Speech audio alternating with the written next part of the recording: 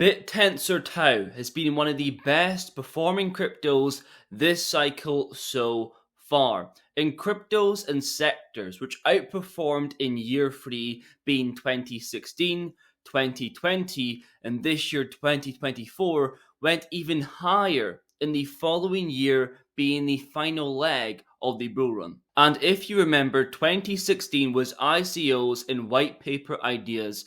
2021 was small DeFi usage, NFTs, metaverse, and 2024 so far has been artificial intelligence, real world assets, and meme coins. And AI is probably the most undervalued out of all of them, only representing 1.1% of the total crypto market cap. So now is the time to recognize which coins have been outperforming Bitcoin, that are first movers, that have momentum. TAO is one of those cryptos. Now, if you enjoy the videos, make sure you leave a like down below and subscribe because I'm trying to reach 11k by the end of the year. And with that said, let's get straight into the video. Okay, so for every video that we do, a quick reminder that this is not financial advice and for entertainment purposes only. Nothing in crypto is guaranteed and you could lose all of your money. Stay safe and do your own research.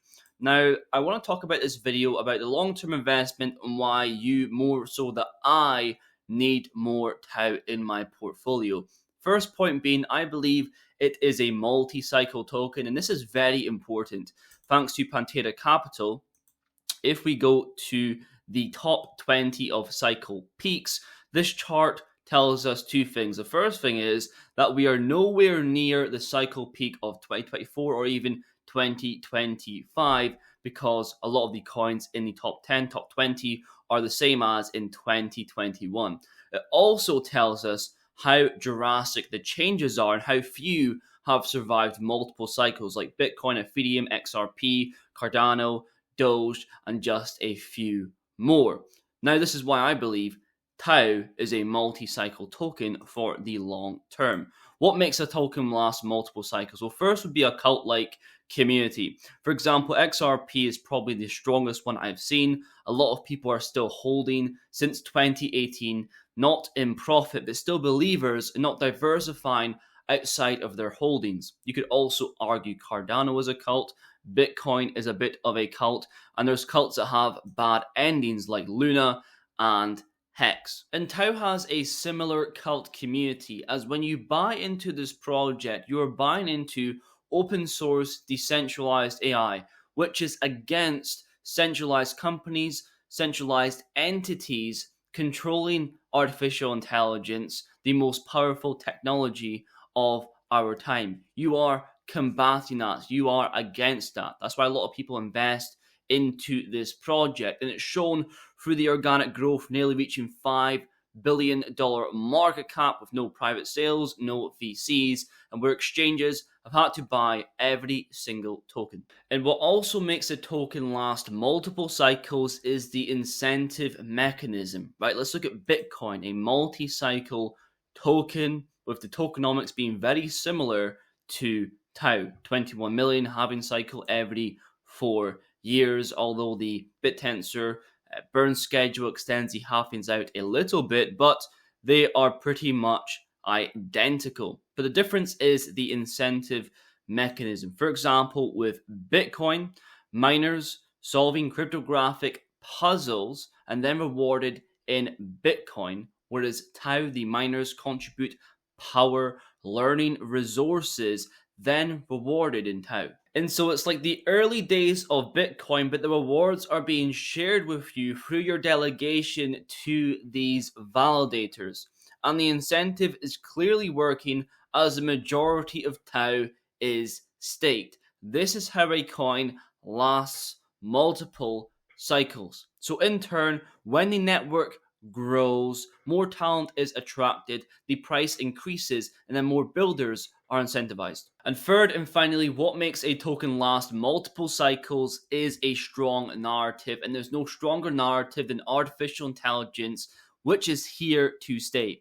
And within cryptocurrency, every quarter, every year, we are seeing it be the most popular narrative out of all, while representing such a small part of the crypto market cap, right? This is something that is constantly evolving, growing year on year. Expected growth is massive and something that is going to change our everyday lives. And now back to why you and I need more TAO.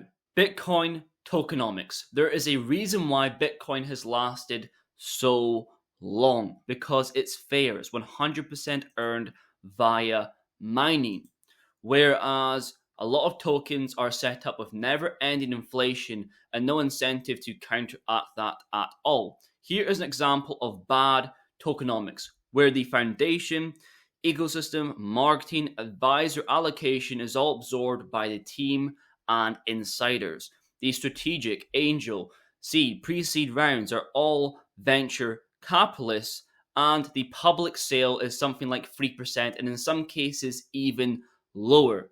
This is set up to make you exit liquidity. Something that follows the tokenomics of Bitcoin and adds value on top of that is something that is not. And the third reason why I need more TAO is because everything will be a subnet. Maybe a bit of an exaggeration, but the possibilities are endless.